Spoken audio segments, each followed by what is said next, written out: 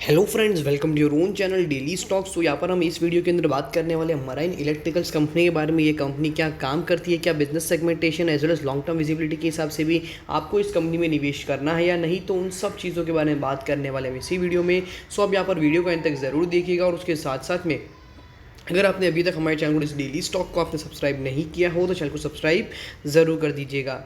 So let's begin. तो सबसे पहले तो यहाँ पर जानते हैं कंपनी के बारे में। तो ये एक ऐसी कंपनी है जिसका जो मेन जो बिजनेस इंटीग्रेशन है वो यहाँ पर electrical as well as automation sector के अंदर कंपनी काम करती है। और मेन जो सेगमेंटेशन देखने को मिल रहा है तो ये बोला जाता है कि one of the fastest growing electrical as well as automation solution provider for the marine, मतलब ज़मीन के अंदर जो भी पानी रिलेटेड जो शिप्स चलती है, जो भी कार्गोज होती है, सबमरीन्स होती है, तो उसके अंदर जो भी कारोबार होता है तो उसके अंदर जो इलेक्ट्रिकल्स का यूज़ होता है तो उसके अंदर ये कंपनी काम करती है। और उसी के थ्रू इस कंपनी का जो मेन बिजनेस सेगमेंटेशन है वो यहाँ पर हमें देखने को मिलता है। So next thing is market cap है इस कंपनी का यहाँ पर 510 करोड़ का इस कंपनी का मार्केट कैप है, जो कि स्टॉक को एक यहाँ पर स्मॉल कैप स्टॉक जरूर बना देता है। और उसके साथ साथ में डिविडेंड यील्ड नाम के बराबर ही सिर्फ 0.1%। फेस वैल्यू निकल कर आती है 2 रुपीज़ और यहाँ पर बीटा स्टैंड करता है 0.51, जो कि यहाँ पर आपको बताता है कि यहाँ पर अगर इंडाइसेस के अंदर 1% का मोमेंटम देखने को मिलता है तो इस शेयर के अंदर भी आपको ऑन एन एवरेज बेसिस पर 0.51% का जो है मोमेंटम देखने को मिल सकता है। यहाँ पर करंटली इंडस्ट्री का प्राइस टू अर्निंग है 77.63। अगर उसके मुकाबले भी अगर शेयर को कंपेयर करते हैं तो काफ़ी अच्छे खासे प्राइस टू अर्निंग 53.33 के प्राइस टू अर्निंग पे शेयर जो है यहाँ पर हमें ट्रेड होते हुए देखने को मिल रहा है। प्राइस टू बुक के साथ थोड़ा बहुत वैल्यूएबल शेयर जरूर है। 3.81 का प्राइस टू बुक है और बुक वैल्यू यहाँ पर स्टैंड करते हैं शेयर की 10.91 रुपीज़। तो यहाँ पर कंपनी के फंडामेंटल्स जो है, कंपनी डेटा जो है वो यहाँ पर हमने जो है देख लिया है। अब हम यहाँ पर जो है मूव करते हैं कंपनी के फाइनेंशियल ट्रेंड के ऊपर। 2018 एज वेल एज 19 के अंदर यहाँ पर जो कंपनी का रेवेन्यू देखने को मिल रहा है वो काफ़ी अच्छा है 2019 के अंदर भी। बट 2020 एज वेल एज 2021 के अंदर कंपनी की यहाँ पर जो प्रॉफिटेबिलिटी है वो यहाँ पर आपको जो है डिक्रीज होते हुए देखने को मिली है। और उसी के साथ साथ में यहाँ पर जो कंपनी की जो टॉप लाइन थी वो भी यहाँ पर आपको जो है डिक्रीज होते हुए देखने को मिली है। ऑल दो यहाँ पर 2021 के अंदर जो है कंपनी प्रॉफिट मार्जिन काफ़ी अच्छी तरीके से बढ़ते हुए देखने को मिले हैं, तो उससे अगर अच्छा ज़्यादा प्रॉफिटेबल स्टेज ज़रूर देखने को मिला है। बट यहाँ पर कंपनी ने पिछले 3 क्वार्टर में किस तरह के नतीजे दिखाए तो उसके ऊपर भी यहाँ पर जो है काफ़ी ज़्यादा फोकस किया जाएगा, तो ये भी काफ़ी इंपॉर्टेंट फैक्टर है। नेक्स्ट थिंग इस कंपनी का शेयर होल्डिंग पैटर्न। सो यहाँ पर कंपनी शेयर होल्डिंग पैटर्न के अंदर कंपनियाँ खुद का प्रमोटर का इन्वेस्टमेंट है 73.52%। तो ये मेरे से काफ़ी अच्छी बात है, बिकॉज मोर देन 500 करोड़ का इस कंपनी का मार्केट कैप है। तो उसके हिसाब से अगर हम देखें तो ऑलमोस्ट 350 करोड़ से 380 करोड़ रुपये का जो मार्केट कैप है वो यहाँ पर कंपनी के पास ही अवेलेबल है। बाकी का जो पब्लिक इन्वेस्टमेंट, मतलब आप जैसे और मेरे जैसे जो रिटेल के इन्वेस्टर्स हैं उन लोगों द्वारा सिर्फ 26.49% का ही जो इन्वेस्टमेंट है वो किया गया हुआ है।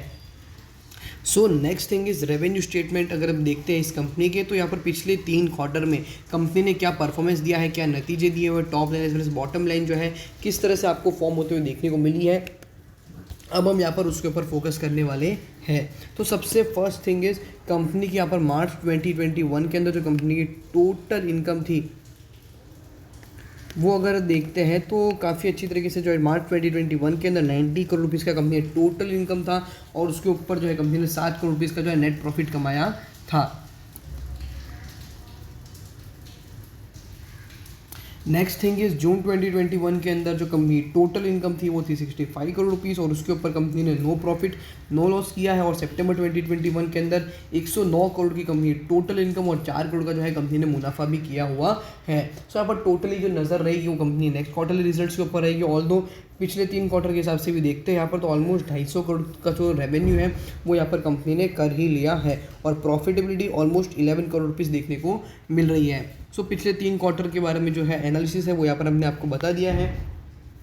अब हम यहाँ पर चलते हैं कंपनी के रेशियोज़ के ऊपर। तो रेशियोज़ के अंदर सबसे पहला जो रेशियो देखने को मिल रहा है वो है कंपनी का रिटर्न ऑन नेटवर्थ या फिर रिटर्न ऑन इक्विटी परसेंटेज। तो ये मैं बता दें कि कंपनी के पास यहाँ पर मार्केट में जितना भी इक्विटी बेस है उस इक्विटी बेस के ऊपर यहाँ पर कंपनी ईयरली बेसिस पर कितना प्रॉफिट कमा रही है। तो first is return on equity percentage, तो वो था इस कंपनी का मार्च 2019 के अंदर 5.96%, मार्च 2020 के अंदर 5.79% एज वेल एज मार्च 2021 के अंदर 7.91% का ROE परसेंटेज देखने को मिल रहा है। Second is ROC percentage, is return on capital employed. तो ये मैं बता दें कि कंपनी के पास अब मार्केट में जितना भी कैपिटल बेस अवेलेबल है, it is mixture of both of course debt as well as equity, तो उसके ऊपर यहाँ पर कंपनी जो है ईयरली बेसिस पर कितना प्रॉफिट कमा रही है, तो वो था इस कंपनी का मार्च 2019 के अंदर 12.01%, मार्च 2020 के अंदर 12.37%, एज वेल एज मार्च 2021 के अंदर 14.18% का जो है कंपनी का यहाँ पर हमें ROC परसेंटेज देखने को मिल रहा है। नेक्स्ट थिंग इज कंपनी का return on asset percentage, that is ROA। तो ये हमें बता दें कि कंपनी के पास मार्केट में जितना भी एसेट बेस अवेलेबल है, जितना भी एसेट्स मार्केट में कंपनी के पास खुद के पास अवेलेबल है, तो उसके ऊपर यहाँ पर कंपनी ईयरली बेसिस पर कितने प्रतिशत जो है रिटर्न्स दे रही है। तो सबसे पहली जो चीज़ है, जो पहला मार्च 2019 के अंदर ये जो देखने को मिल रहा है वो था नियरली 2.46%, जो कि मार्च 2020 में हो गया था 2.37%, और मार्च 2021 के अंदर यह हो चुका है 3.36%। तो यहाँ पर जो कंपनी का ROA परसेंटेज है उसमें भी यहाँ पर जो है काफ़ी ज़्यादा up trend as down trend follow up होते हुए देखने को मिल रहा है, but compare to the previous year यहाँ पर जो कंपनी का ROA परसेंटेज है वो भी काफ़ी अच्छी तरीके से यहाँ पर बढ़ रहे हैं। लेवरेज रेशियोज को देखते हैं तो डेट टू इक्विटी, जो कि यहाँ पर हमें बता दें कि कंपनी के पास हमारे मार्केट में कितना डेट है कंपेयर टू द मार्केट में कंपनी का जितना भी इक्विटी बेस है वो, तो उसके हिसाब से भी देखते हो कंपनी के पर जो डेट है वो स्टेबल है compare to the previous year, that is March 2020 के अंदर भी 0.3 का डेट टू इक्विटी था और अभी भी 0.3 का डेट टू इक्विटी देखने को मिल रहा है। Next is interest coverage ratio percentage. तो ये मैं बता दें कि कंपनी के पास यहाँ पर मार्केट में कंपनी क्या कैपेसिटी मार्केट में इंटरेस्ट पे करने की, तो ये मैं बता दें कि कंपनी का इंटरेस्ट, कंपनी का जो पे करने की जो कैपेसिटी है वो यहाँ पर हमें बताता है। तो वो था इस कंपनी का मार्च 2019 के अंदर 2.54%, मार्च 2020 के अंदर 2.13%, एज वेल एज मार्च 2021 के अंदर 2.89% का इंटरेस्ट कवरेज रेशियो परसेंटेज देखने को मिल रहा है। And the last thing is marine electricals के बारे में बात करें तो नियरली 5 साल का हाई प्राइस भी रहती, तो ऑलमोस्ट 2200 रुपये का ये जो शेयर है वो हुआ करता था, और नियरली इसने लो बनाया 13 रुपीज़, और अभी करंटली चल रहा है 41 रुपीज़ के नियर बाय पर। अब ये जो फॉल है यहाँ पर देख सकते हो कि क्लियरली बहुत ही बड़ा जो फॉल 2018 के आसपास यहाँ पर हमें जो है देखने को मिला था इसकी शेयर प्राइस के अंदर, जो कि मेरा से सबसे बड़ा फॉल जो है माना जाएगा, बिकॉज ऑफ द फैक्ट कि यहाँ पर कंपनी जो भी सेगमेंटेशन है, बिजनेस सेगमेंटेशन है, उसके अंदर यहाँ पर काफ़ी बड़ी गिरावट देखने को मिली है।